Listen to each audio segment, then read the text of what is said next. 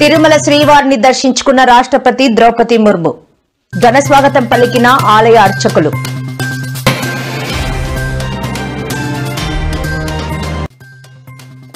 తెలంగాణ ప్రవాసికులకు కాంగ్రెస్ ప్రభుత్వం అండగా ఉంటుందని హామీ ఇచ్చిన మంత్రి పొన్నం ప్రభాకర్.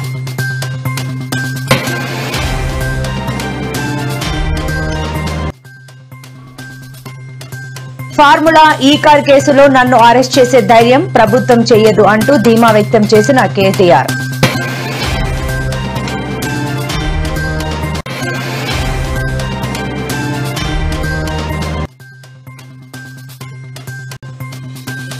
రాజమౌళిని జైల్లో పెట్టాలి, ఆయన సినిమాను అందరూ బహిష్కరించాలి అంటూ డిమాండ్ చేసిన రాజా సింగ్.